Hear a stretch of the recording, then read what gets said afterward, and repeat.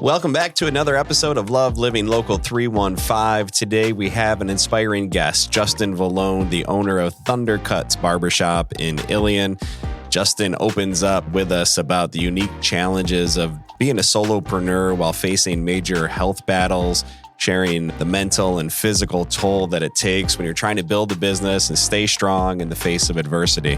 We also talk about the importance of a healthy diet, the power of lifting weights, and how to stay disciplined. It's helped him overcome these obstacles. Justin's deep-rooted small-town values, his love for traditions, and his passion for supporting local sports and athletes come through in spades during this heartfelt, fun-filled conversation. So get ready to be motivated and learn what it means to fight hard for your dreams while staying true to your roots.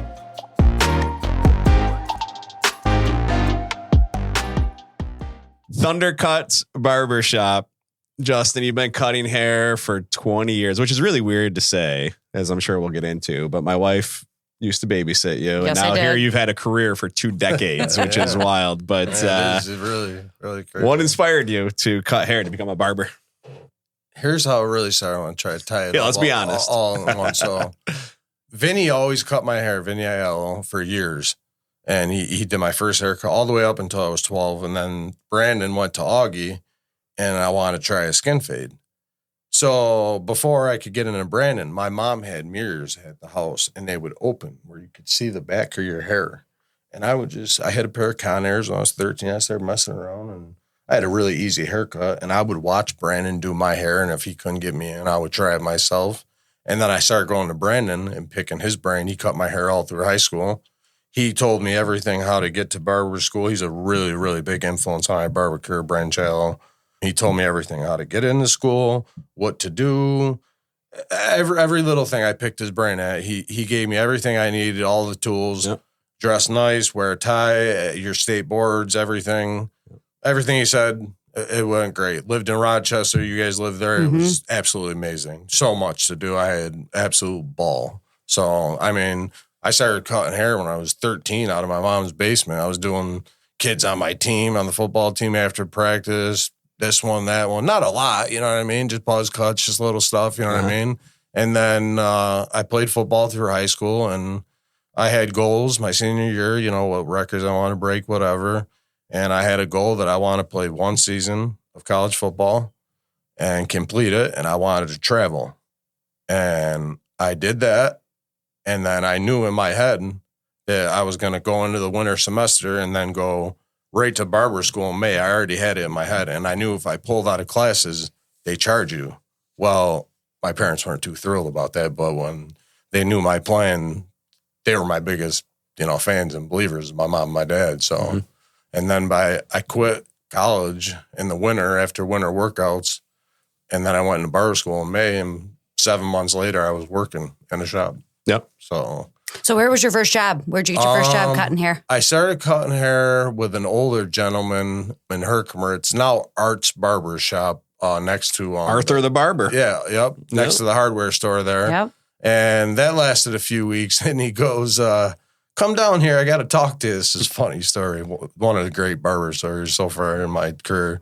He goes, Justin, I like you. You're a really great kid, nice barber, but I don't think it's going to work out. I go, all right, no problem. So, I'm going to have to ask you, try and find somewhere else to go. If I need you down the road, I said, no problem. Older guy, respect, he helped me with my station, move everything out. And then I called a kid I knew from Utica that went to the same school as me in Rochester for barbering, Mike Rizzo, who was a very good friend of mine until this day. And he was working next to the marquee at that sports clips. What the heck's it called? Big League Haircuts. Yep. And he was in the process of building a shop at Ultimate Shave at Big Apple Music. So he said, come work with me, give me 6 months. And in between there, I was working in the cooler at Casa Imports part-time, and then cutting at Big Leagues part-time. All right, so these are 2 separate things. Yeah. And then, you weren't cutting hair in the cooler at Casa. No. Okay. No. Yeah, I was doing, in between until we, he got the shop together, and then we stopped at Big Leagues, and we had a nice run of Ultimate Shave at Big Apple for probably 5-6 years, I would say. So how long has it been since you made the leap went out into your own at Thundercuts. Now let's talk about it. Thundercuts is where? What's the location? It's 120 Otsego Street in Ilion. It's right next to White Hendricks Funeral Home. The shop itself has been there 75 years, I believe. And before that, in the late 20s, I was told by an older gentleman, it was used for horse and buggy in that front room where my barbershop is. Okay. So it was pretty cool, learning the history. But the shop's been there. An older gentleman, Ted, I don't know his last name, but he was a Frankfort resident. He owned the shop for 50, 60 years. He fell off the roof in 2017, and he passed away, unfortunately, at an older, he was in his 70s, maybe 80s, I don't know. And then the guy, this is funny how this all comes to full circle, but the guy who ended up taking over is the guy who took me for my first job and told me to leave in 2 weeks. Okay. And he's 80-something years old, so I would go by and I'd see him, and I heard he was cutting in there. And then, a couple of years went by, COVID, whatever, and I see an empty building. Somebody tells my dad at the club. For those of you who don't know, the club is the St. Francis de Paul Society in Frankfort. Everybody knows the club. He said, tell Justin, that shop's open. The next day, me and my parents were down there. I called Bob, Beer Belly Bob McDowell, right, great guy, best landlord ever, just a wonderful guy. And I said, can I meet up with you? I'm interested. He said, are you the kid from Frankfort, the barber? I said, yeah. He said, all right, I'll be right down there in 20 minutes. I meet him down there. I look at the shop. I get a price, whatever. All right. I said, here you go. I give him the money. He said, you're all set. I said, I need one thing, a key. For what? I said, because I got to start moving stuff in here to get opened up. And it's been off to the race since then. I got a little sick last year with my Crohn's. I had to close the shop for 3-4 months. I mean, I was just doing basically my appointments. I mean, there were some days I couldn't even get out of bed. I was in just so much agony, just terrible. Let's talk about that a little bit for people that don't know. Yeah, it's a lifelong battle. Absolutely. Crohn's is what? What is it? Oh, yeah, Michelle. Yeah, absolutely. Yep. What is Crohn's?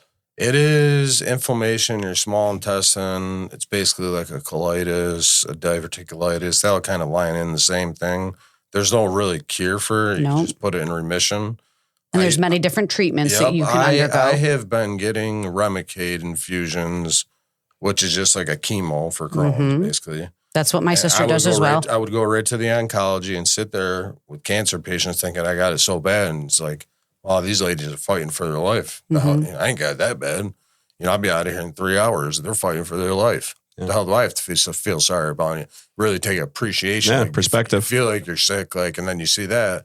And I had trouble I lost my insurance a year ago, and I got it back, thankfully, thank the Lord. And I lost my treatments. So I've had no treatments for a year. So I just dug into my knowledge of fitness and nutrition, and so far, cross the fingers, you figure I've had it for 25 years. I've had 4 surgeries. They took 26 inches out of me. I got scars. I don't even have a belly button. So that was done in 2012. And yeah, you just figure your body out, and definitely the lifting and the training and, for 24 years now. And that's helped me. And what you put in your body, food-wise as well, absolutely. too. I'm on such a strict diet. I'm meal prepping at 4 or 5 in the morning after my workouts. I'm baking chicken when I get home for 3-4 days. I live on chicken. I also started a new diet. I watched a video. A girl was going through the same things I was going through, all the same exact symptoms, flare-ups, joint pain, because it comes with the arthritis. Rheumatoid arthritis is another bad part about it. And she went on a red meat, not cold cuts, steak and water every day. Everything went away. Past 3 weeks, I followed that diet, not one flare-up. Really? Hardcore carnivore. Yeah. So for sure. It's figuring out. I've tried a million different diets. Sure. I got out of, I never stopped ever. No matter what happened the past 24 years I've ever lifted or power lifted or been in the fitness and nutrition, I never stopped lifting ever.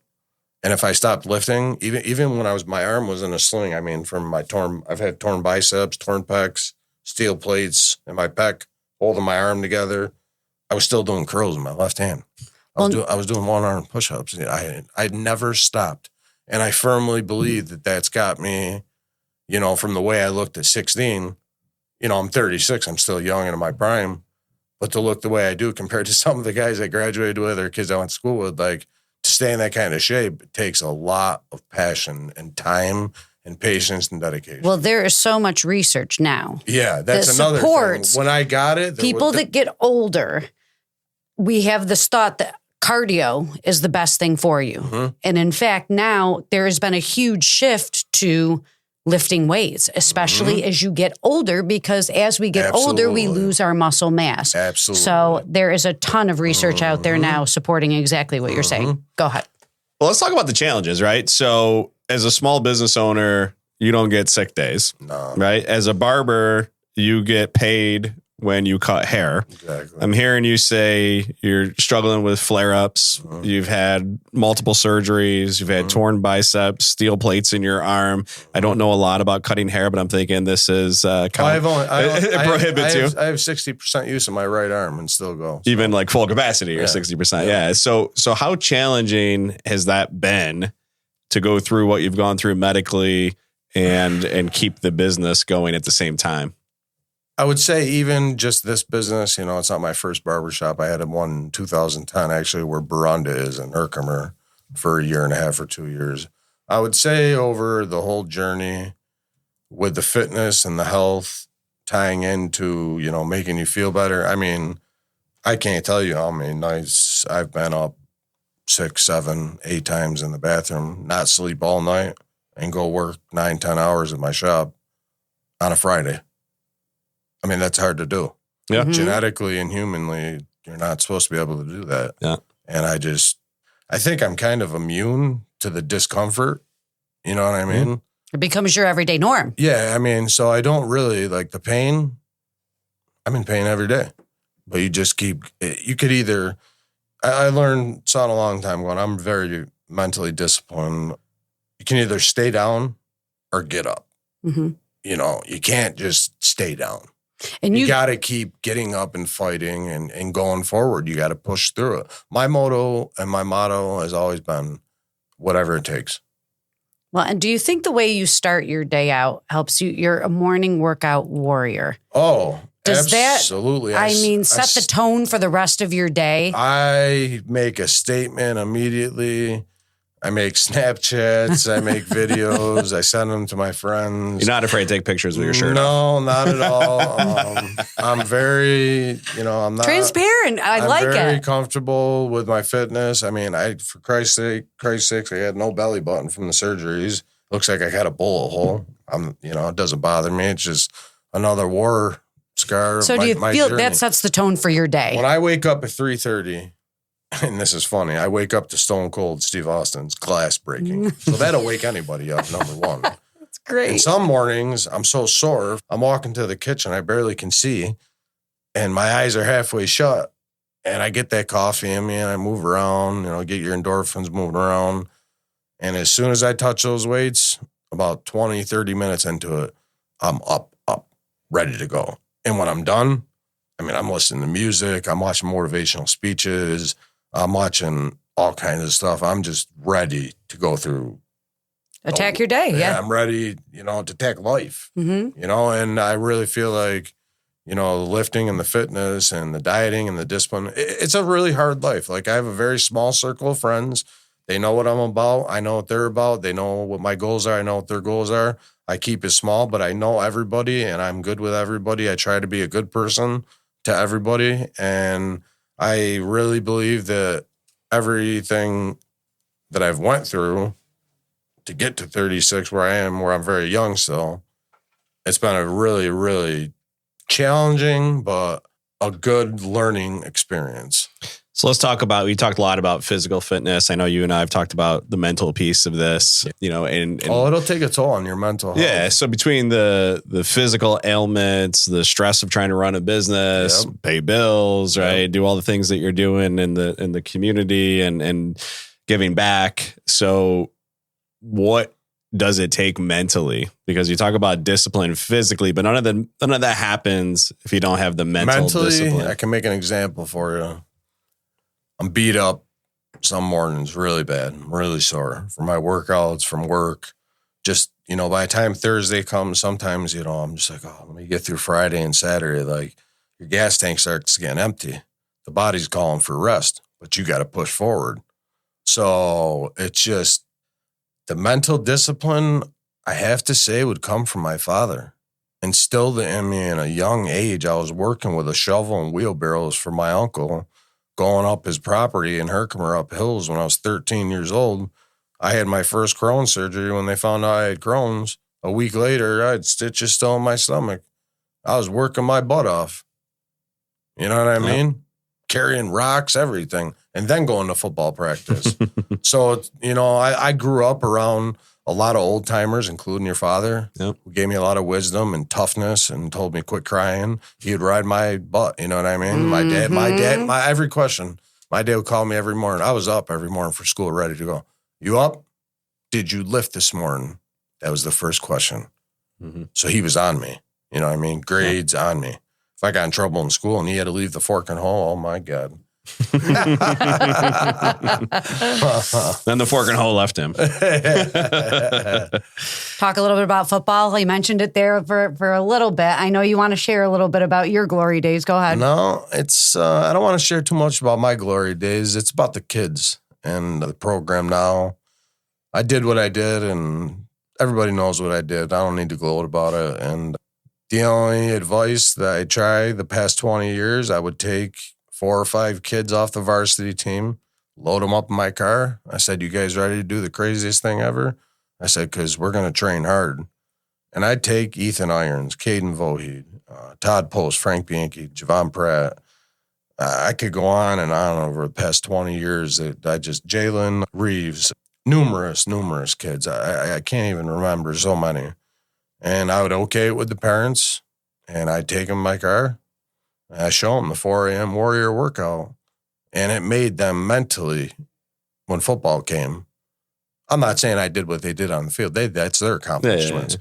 But it put them, like, wow, this is what it takes. Like, I want to show them, like, you want to be the best. Like, this is what you got to do, So is that something you ever thought about pursuing? I really enjoyed, taking the kids under my wing, over the years. And I've thought about coaching all these years. I've been asked numerous times, you want to be a running backs coach? Pop Warner could use modified Daniel up my butt every year. Come on. I know.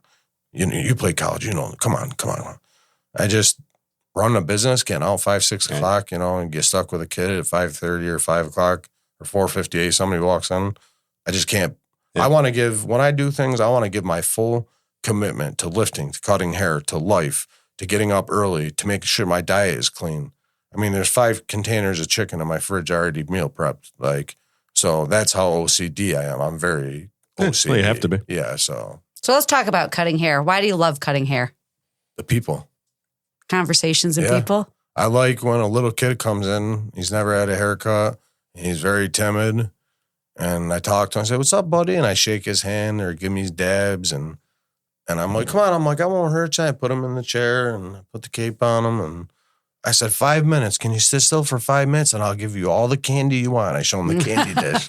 And for the most part, I have a lot of good little kids, nice moms, the CVA and the alien community. They've been very good to me. I have some kids from ROTCH that I work with, a lady at the district and the school. They're like going into any type of military or whatnot. They come down. So for closing the way I did, I was like, wow, where's my barber career going? Like, is this it? Do I have to go on disability? Like, am I going to get better? And as soon as I got back on that weight program, and I'm on a program, it's a Division I football program that I did. You know who Paul Grazit is from back in the day, the running back from Little Falls. We used to train together when he would come home. And Anthony Pamiglia would come home. He said, Dad, I got nobody to train with. Nobody as strong as me. Call Vallone. No, he can't keep up with me. Have you seen him? He said, so Anthony Pamiglia, he would come pick me up when he'd come back from Colgate, and I'd train with him. He'd call me during my meetings when I was at Morrisville and things like that. So, the things that the older guys taught me, I tried to instill in the younger generation. But like I said, it's not about me and what I did. It's about now. you know, we are what we are. The kids are an 8-man, whatever. I respect it. I'm behind them and support it 100%. If anybody supports Frankfort football, it's me. Yeah. Well, let's talk about community and, Love the community. You giving back and things you're involved with. And Funny story when we get going about this. Yeah, go ahead. No, you go ahead. Well, that's the question. It's just around community and giving back. God rest her soul. Our little warrior, Anna, everybody did something and gave back as much as they could. So funny story is, who's got the jersey? Your son? The Josh Allen one, the red one? Yeah. We raised $800 or $900 for that jersey. And it was for Anna's thing. She was going back for her, whatever round of chemo. Yeah. And my goal was to raise as much money to get as many goods and candies and snacks for her cart and for the kids. You know what we were able to do with that $800? We were able to get 35 book bags, drawstring book bags filled with goods for 35 kids with cancer at the Children's Hospital in Albany with that jersey. So this is, so just to set the context, so you've got a connection, don't you, with some sports memorabilia? I'm a big sports memorabilia junkie. You can find Cowboys pictures and all kinds of sports pictures that are autographed jerseys in my shop. Then I have a storage unit with everything in my old apartment and some more signed jerseys. I got Undertaker signed urns, Ric Flair signed belts, Hulk Hogan signed pictures, Mariano Rivera signed jerseys, Ray Lewis signed jerseys, Mike Tyson signed pictures. I mean, I could go on and on. I got mini helmets, Ricky Williams, Josh Allen. I got a Diggs jersey. So the Allen one you donated. Yeah, and, we did a raffle. We did really well. I was really, really pleased with that. I went to Walmart and Aldi's and just loaded up a cart. Does the Ricky Williams one, did he sign it, smoking bowls and hitting holes? It's got the steam coming out. It's got the steam. Sticky Ricky. It's got the steam coming out. It's from Buffalo, actually, that picture. When the steam's coming out, it was so cold that day. And it says, puff, puff, run on my picture. That's awesome. So you are a very kind human. You had a very close relationship with Scott's dad, and we were very thankful for you. I just want to share that when Paul was not his best in his wheelchair, Justin would go every week and sit with him. You would walk him around the block, take him for a walk, and that is just something that is just amazing that you would give back to somebody else, and it shows even with, what you just talked about with donations and giving back to people in need, that you're a very awesome human, Justin. And so I just want everybody to know. I appreciate that. And I don't ever do anything to be recognized or gloated on Facebook. Yeah, I post stuff and I enjoy posting stuff. It's just because I like connecting with the people, and I don't do it to brag. I never did any of that just to do it or like say, oh, I brought, I did this. No, but you deserve to be recognized for that. He was a father figure to me. He never missed a Pop Warner practice. He never missed a modified game. He never missed weighing in with his opinion either. Exactly. And he gave it to you hard, Justin. He never. I drive by the house after a Friday night game, rip off 150, 200 yards. That's all you got, Vallone. We beat Ilion. I go for 215 and 3 touchdowns. I come by.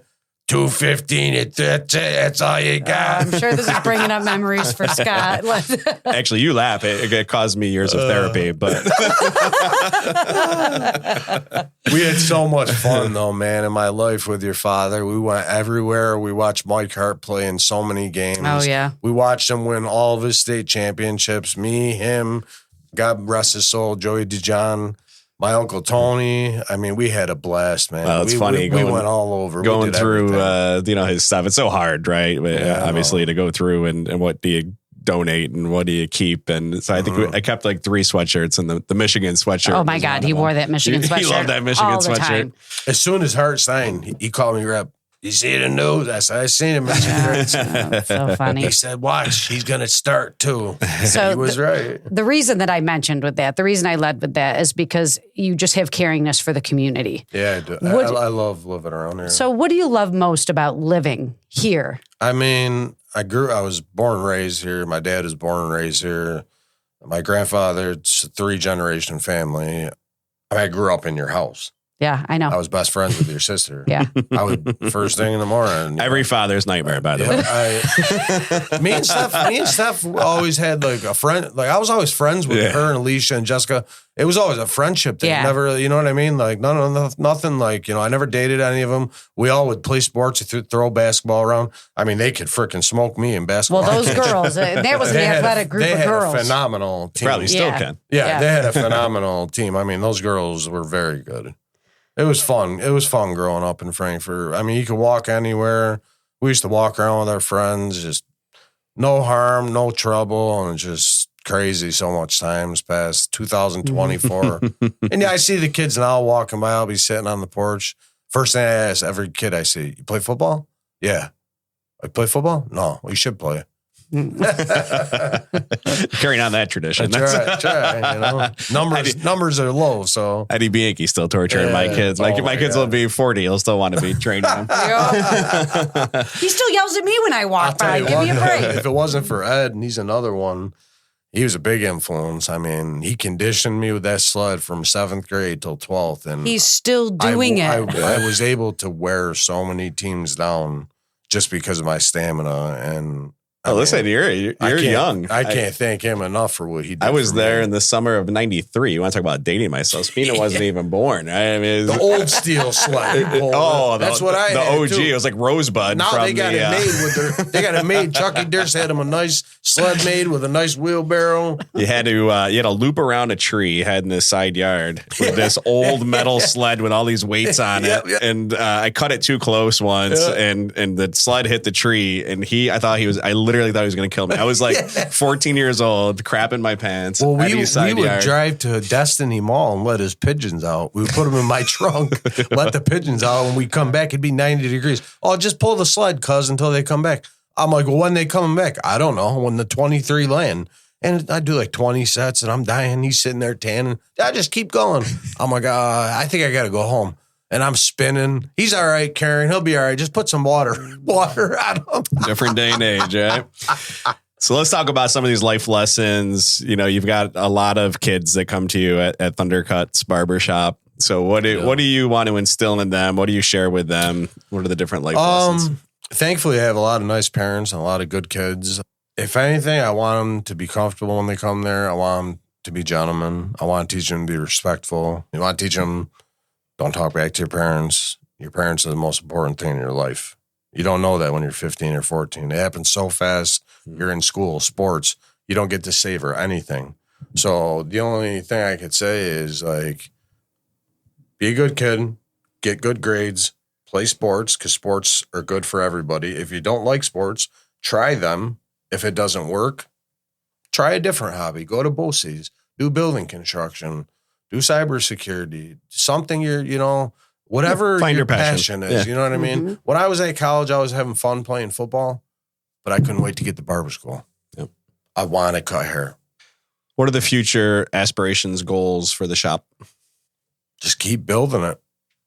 Keep building it. I got a good thing going down there. It's been there. It's reputable, and I got it was old school for a while, and I brought it, with some new school, but I keep the old school, cash only, no ATMs. I want an old school, hot neck shaves for everybody. If the kids are 13 and over, they get the neck shave, and they love it. And so I try to instill and keep all those traditions that the old timers taught me growing up when I was 20, 23, 21. I would sit there for hours and watch them cut with scissors to learn how to cut. I would sit there for 3-4 hours without a customer. So just to keep building it, I mean, God has control of everything. So if I could stay healthy, I'll be there the rest of my life. Yeah. Thundercuts will be there forever. He's not open. I'll take him to Justin Thundercuts, whatever. But that's my plan. I don't plan on going anywhere. You want to talk about the mullet? Oh, I love doing mullets. Oh my gosh, My wife's the stash is back. The mullet is back. The good news for me is my senior picture makes sense again. It's terrible. For a long time, I took a lot of heat for my senior picture. The mullet is actually, it's a pretty, I thought it was the hardest haircut. And then I'm watching my buddy when I was at Gentleman's Corner. He's like, no, this is all it is. You just shave it up the side and leave the back and fade this little part. I'm like, that's it? He's like, yeah. So I do it on a kid. I give him a beautiful. He's like, oh yeah, I like that. And I mean, it's all over the place now. It's a new age. Oh, it's definitely mullet. evolved, and now it goes not to the a Billy V Ray in the Cyrus. back. They all want like how Connor's. They all want. I mean, these kids are getting that don't have curly hair. They're getting. They're getting perms. They're getting perms. Oh yeah. They want that messy look. It's just. It's different. You know what I mean? It's. It is. It's crazy. I've tell you what. In 20 years of doing this, I've worked at numerous barbershops and shops. I want to say, and if I haven't seen everything, I damn sure seen almost everything. I've seen and heard everything in a barber chair in a barber shop since I've been doing it. What are your hours? I am open 8:30 to 5 Tuesday through Friday and 8:30 to 2 on Saturdays. It was 9 o'clock, but I'm an early bird. I get there 10 after. As I said, by 8:30, you're like halfway through Do they your day. need appointments or can they walk in? I don't do appointments. Okay. When I started, COVID was just, getting over. And when COVID happened, all these barbers went on those apps. And I try to keep it old school. People will say, oh, can I come at this time? I said, I'm walk-ins only. You're welcome to come at that time. I said, I'm really not, slammed. It's kind of spaced out my barbershop, my customers, the way I do things. And so it's not one after the other unless like it's, like a Saturday or back to school or some type of, event. Yeah. But, yeah, people will text me on the page and ask, can I come at 3:30? I'm like, yeah, I should be free around then. I'm like, if somebody's here, you wait 15 minutes because I'm pretty fast. Yeah. You know what I mean? So recurring themes from this conversation, we hear old school, we hear traditional, we hear family values, right? So you really are in your mid 30s, this kind of throwback, right? Yep. Kind of take in the old generation, our parents, and bring in those messages to the kids, which is awesome. Yep. So what's a final message or piece of advice you would give someone who's looking to start a new venture or maybe facing a challenge? I've been at the bottom in my barber career. I didn't know what I was doing at one point. I was in a dark, dark spot. I thought I was going to lose my barber career. I didn't know where my life was going. I had nowhere to live almost. My dad ended up, thankfully, being able to take me in. And then he got sick and, I take care of him and help him out now. But I had no idea what I was doing, where I was going, who I was. And this was just, 4 or 5 years ago. When I stopped working at Gentleman's Corner, I was cutting hair out of my kitchen and my bathroom at my apartment. I didn't know what the hell was going to happen. And I just kept looking, for spaces. I'm going to find a spot. I'm going to find a spot. And I kept praying. I did something during COVID I never did in my life because I never understood it. But I read the Bible. I didn't understand a darn thing in the Bible. It just didn't make sense to me. The languages. I just couldn't. I just didn't. I would walk around Frankfort and I just didn't understand. It didn't comprehend to me like the words in the scriptures. Then all of a sudden, certain things would start happening. Good things. I don't know. Maybe I'm overthinking it. Maybe it was the Lord. I don't know. Mm-hmm. But he's in charge of everything at the end of the day. You know what I mean? Yep. So faith. Like I said, all of a sudden, out of nowhere, this shop pops up. I'm going to jump on it. Yeah. I mean, there was times, I don't know exactly what it's called. You can Google it. It's when you can't leave your house. Yeah. I would get up. I was so depressed in a dark place. And that I lost a close friend before your father. And I told you, we went over that. And he had an accidental overdose. And he was like a little brother to me. And that really, really took a piece out of me. And I wasn't working at the time. And my parents told me, just take it easy. Just, get your mental health back. You're depressed right now. And to be that low and that dark, I mean, I'd get up, take a shower, eat something, go right back in my bed, take a sleeping pill. I didn't leave the house for 3-4 days sometimes. Wouldn't even go outside, look at light. Didn't want to see light. Didn't want to see people. It was terrible. It was awful. It was terrible. And to dig your way out of that, the only way to dig your way out of that is with mental toughness. No help, no rehabs, no anything, nothing. Just, I said one day, that's it. And I picked the weights up and it was on from there. Faith and weights. I think that's the perseverance. Yeah. The title I read this one. It's just done so much for me, the gym and lifting, from my mental health and everything I've been through in my life and overcome injuries and surgeries and whatnot in health. I don't think I'll ever stop. Yeah, good. I hope you don't. Even if I'm curling 10-pound dumbbells when I'm 75, you know. We'll make a tough transition here into, we always end these with rapid fire. I can't wait for these. Fun questions. We're going to get to the We usually fun do questions 5, now. but I felt inclined to give you 7. So this is our first ever rapid fire 7. Because we have so many fun questions for you. The Magnificent 7. John Elway, one of the best ever. All right, Kyle, start us off. All right. Favorite haircut to give?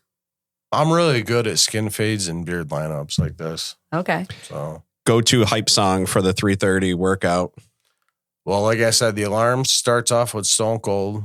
Then I have a playlist. I like a lot of wrestlers' music. It's really intense, and there's no words in some of them, but some of them have words. So I start off with Brock Lesnar. Dun, dun, dun, dun, dun, dun, dun. That'll fire you up. Then I go to Triple H, time to play the game.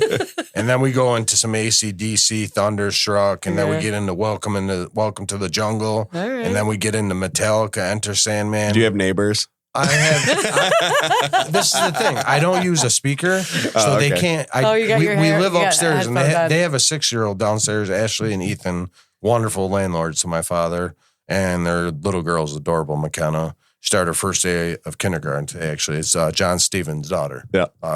Granddaughter, I'm sorry. Yep.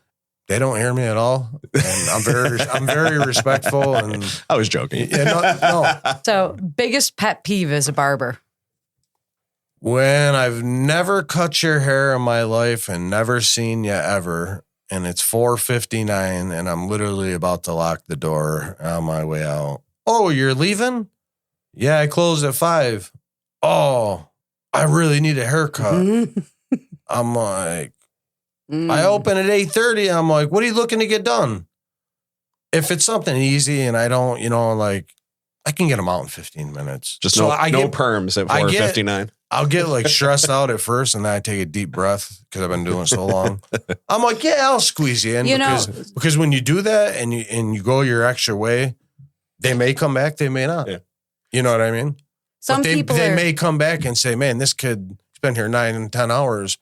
He's already closed up, everything's off, and he's going to open the shop and give me a haircut. Yeah. So some people like that, other people doesn't mean anything to. But I try to be a good person and a good, you know what I mean, to my customers. Take that deep breath. Yeah. That's my best advice. Yes, absolutely. Always take the deep breath Definitely. before you say what's on your mind. Yep. If you weren't a barber, what would you be doing? Fitness trainer, 100%. 100%. What's one thing people would be surprised to know about you? I'm a very private guy for how much I'm out in the public. I live a very simple life. I work, I sleep. Put a lot of time into my meal prepping. My father and parents are getting older now. I try to spend as much time as I can with them. That's very important to me. I'm going to share something with you that is important to me anyway. I didn't have a relationship with my sister for 15 years for whatever reasons.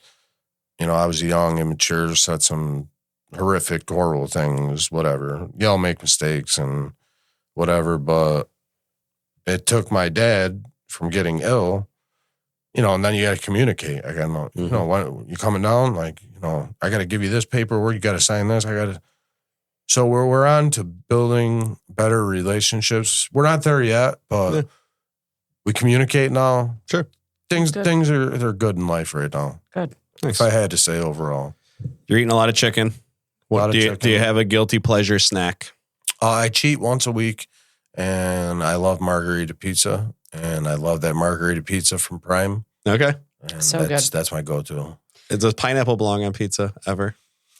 I don't mind it once in a blue moon. All right. I want a pineapple and ham pizza, damn it. You know what I mean? You seem like a traditional kind of guy. I was thinking you were going to go the other way with that. No, I'm okay with it. There's something about that mixture and texture. Even when I was younger at Big Will's, we would mess around, make pies, me and Halleck or whoever, and Joey DeJohn, I always like that. I love them. We like it. Yeah. Especially if the pineapples are fresh. That's the key part, you know? All right. What's the strangest request you've ever gotten as a barber? Strangest request ever. Yep. Guy goes to me, how long you been doing this? At the time, it was like 10, 15 years. Oh, all right. So he goes, I want to fade it right here. He goes, and part it over, but I want to leave it like long. I don't want to fade it. I go, wait a second. I go, you want to fade it, but you don't want to fade it. I said, those are two different things. I said, it's either A or B. All right, well, do the fade then. So I do it. I'm like all confused. I finish it. No, that's not what I wanted. I'm like, It's tough to return. I'm like, well, don't grow back. I'm like, all right, well, don't worry about the haircut. Pay me. You can have it. I didn't know what I was totally. And I'm looking at my other barbers. And he's looking at me. He's like, what the heck? This is a great story. And I'm like 21 at the time. We're at Ultimate Shave, me, Rizzo, Vin Brusha, another kid, friend of mine from Utica, from Proctor. And we're cutting. And this guy says he wants a number 2 and scissors on top. Older gentleman, squared in the back. Nice, easy haircut. I do have a heavy hand sometimes, you know what I mean? I'm a lifter. And I try to be very gentle. And so I go up and I'm going. You're too rough, he goes. I go, excuse me? You're too rough. I go, I'm sorry. You're all done. I go, what? I go, you got a half a haircut. This side of your head shaved. I said, you're done. And Mike Rizzo, the owner of my buddy, looks over. He goes, what's the problem, sir? He's too rough. And Mike starts laughing. Me, Vin, and Mike start dying laughing. And he takes the cape off with a half a haircut and walks out. I said, whoa, let me just blend. No, you're done. It was the funniest and weirdest thing ever. We were laughing. So the guy in my buddy's chair, he goes, did he really just do it? I said, yeah. Wimp, he goes. I've seen, like I said, I've seen and heard and seen. I'm sure. All, man. How do people connect with you? Where do they find Thundercuts? You can message me on Facebook on my personal page, Justin Vallone, or you can go on Thundercuts on Facebook, send me a message. That's how a lot of the parents do it, and the mothers or their grandmothers, whoever, or regular, customers.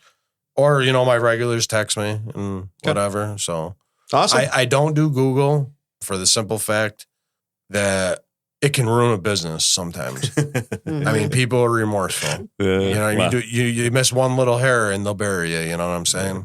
So, but the things are going good with the Facebook and the way I advertise. Cool. And I have a big following, 3,100 people, big Instagram. So I don't really. Well, you're entertaining. I don't need to really do much more than that. Justin Vallone from Thundercuts. Thank you guys so much. Barbershop. It was an honor and a pleasure, and I really enjoyed it. All right, brother. Thank you. Thank you for tuning in to another episode of Love Living Local. As you know, we do not run ads. Our only mission is to shine a spotlight on amazing people doing amazing things here in our local community. If you'd like to support us with this mission, we have 3 ways you can help. You can share our content on social, subscribe or follow the show on your favorite podcast platform, and you can visit our lovelivinglocal315.com website to stay up to date with everything happening in Central New York.